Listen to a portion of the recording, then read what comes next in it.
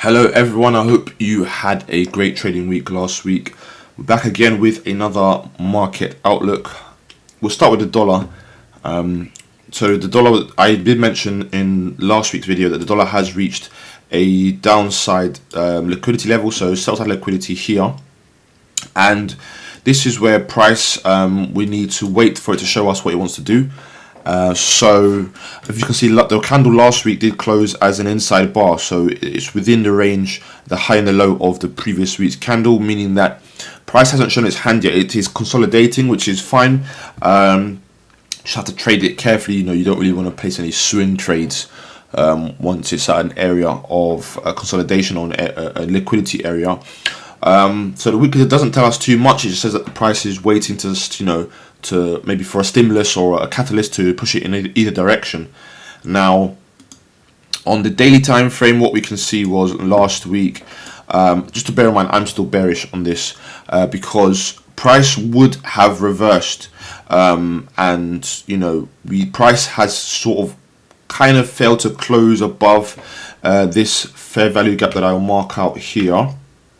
So this is the fair value gap. Price did close above it here marginally. However, it has now fallen back into the range. So we're going to wait for maybe Monday's candle to either break to the downside or to the upside. I do favor the downside, but we'll see. We have a nice swing high that's formed here. So on the grand scheme of things, we can see that price has made a downswing. I will show you from here.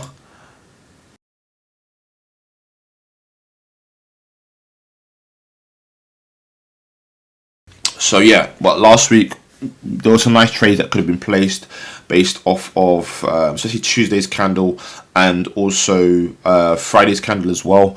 Yeah, so I'm looking bearish for the dollar. Usually when price does want to reverse, it has like a huge candle and then continues higher. Like for example, if you look over here, you can see that price had a huge bullish candle after it took the sell side liquidity, pulled back, and then just was moving higher for a number of days, couple of weeks.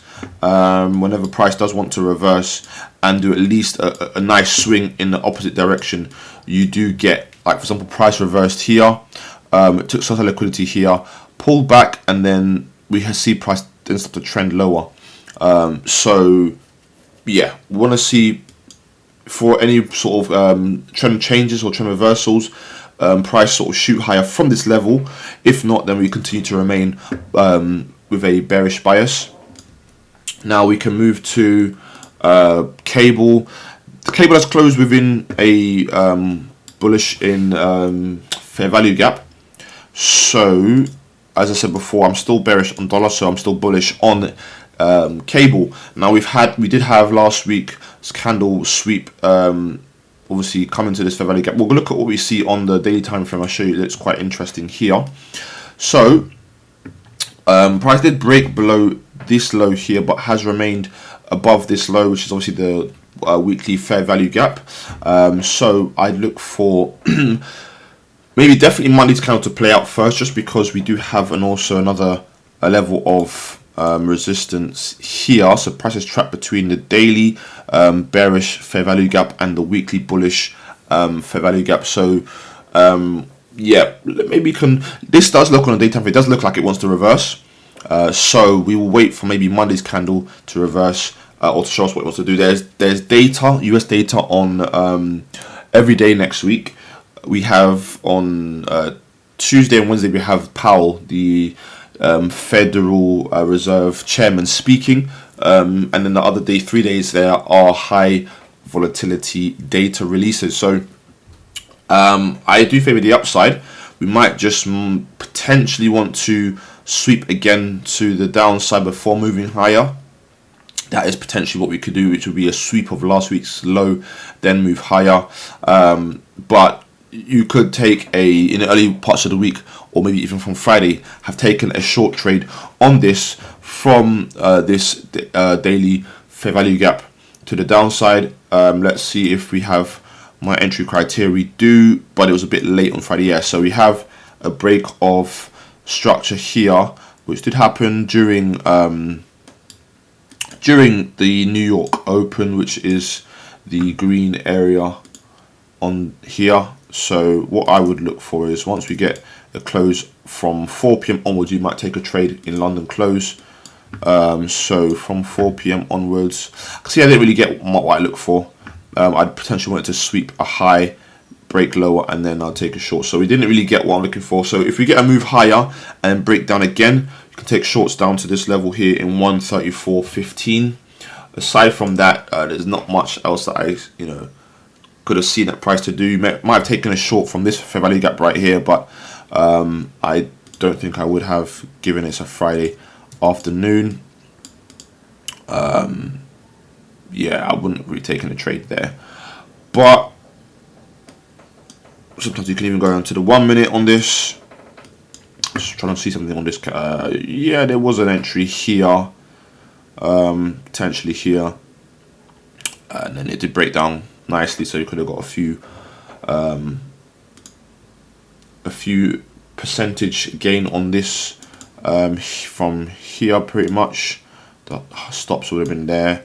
First target is here, which it did reach, just under 2R, and then second target would have been here. It didn't quite reach that, but yeah. First target is always about 2R, which is also a level of liquidity right here. But moving on very quickly to what's next, gold. So last week, gold, we did have a not inside bar. I think it did sweep previous week's high. If I just check, yes, it did. It did sweep previous week's high. So this looks like it might have a bearish bias in going to next week on a short-term, very short-term basis. You might just want to take the lows of this candle, or yeah. However, I'm still bullish, so it has come into a bullish propulsion block. So a propulsion block is different to a normal order block. A propulsion block is a block that basically is an order block off of an order block. Okay, so yeah, this propulsion block here is price come back into, so you can probably likely get a move to the higher on the upside straight away on that time frame there. On the daily, yeah, this looks nice on the daily time frame for longs from where we are pretty much. Oops. So we have a fair value gap here. Price is not closed below the fair value gap just yet. It has taken the previous so this kind of took the previous day's low, this kind of took the previous day's low, etc., all the way through, but it has not closed below even this low here, and it's still within the fair value gap here. So what we look for is price to break above to the upside on the 1 hour time frame. Then we would so I couldn't a 4 hour time frame. Then we would, so you've got a nice fair value gap here as well on a 4 hour time frame. Yeah. So that looks nice. Wait for a close. It has broken above, so we can see a nice bullish candle here. I potentially want it to come back into this area, and then I personally want it to maybe come back in this area, then make a form a low again and sweep the low. That will be a nice. That will be a nice play for gold. So something like come into here, then go even lower again, push above, come back, and then go higher. That's what I look for. That sort of play would be ideal, based on for where it is right now. Yeah, that would then also correlate with a 4 hour break of structure, which would be for me a close above these downward candles. So here I didn't quite close above here, which we that move here on the 4 hour will be closing above here, pull back, and then take longs all the way up to new highs at 3,450 would be what I'm looking for, or even 3,500 up here. So first target would be here, second target would be up here. I do think it can get much higher based off of the fact that we're in as I say, I mentioned about the geopolitical influences on assets and Forex and commodities. So, for example, gold is both a safe haven and an inflation hedge. So when certain countries have high inflation, then people like to buy gold because inflation is basically the valuing of a currency because of the increase in prices in that country's or the economy.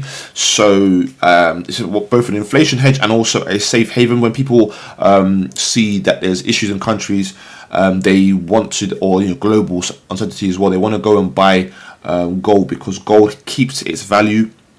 Gold is a physical commodity. Gold used to be what the currencies or what the global economy would work off of, as opposed to now paper money. So gold has no longer what we use for the exchange of money. However, it is still holding its value because it is a physical commodity. So yeah, that's what I'm looking for with gold. And then finally we'll look at the Nasdaq.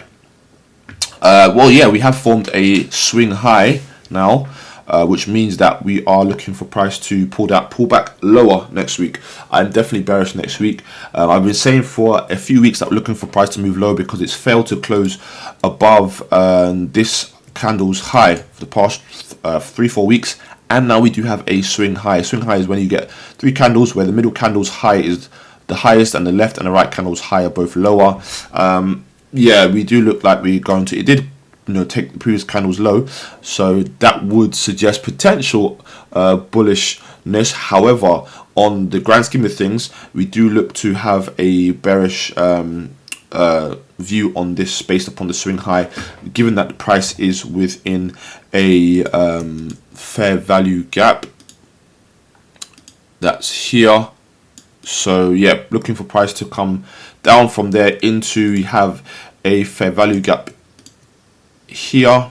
That will be a nice target for some, we've been continuing higher for the last few weeks without much of a pullback, to be fair. So you can look, if you look previously, we had a pullback of 3-4 weeks pullback before it moved higher again, 3-4 weeks pullback before it moved higher again, a couple of weeks pullback before it moved higher again.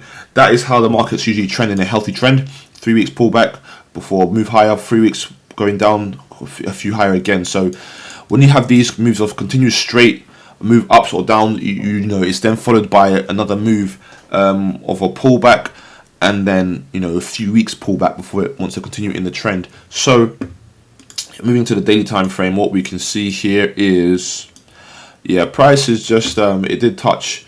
If I just remove this and that weekly stuff here, and we can look at the daily fair value gap that price did touch and has formed a high there. For me to be bearish, for me to see it in race towards this area, we would ideally want price close below here on the daily time frame, and then we get a pullback and a move higher. So Friday's candle did take previous day's high and close below the previous day low. So this is bearish, definitely.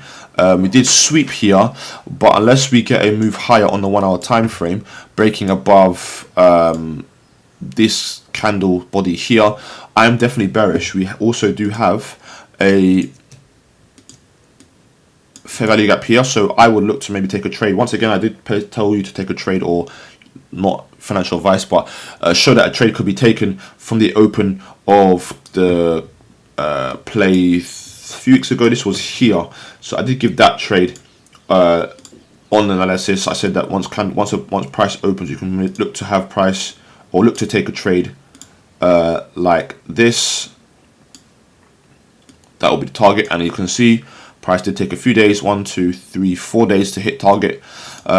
Similarly, potentially we can look to do something similar with this over here. I'd say we can look for price for a swing trade.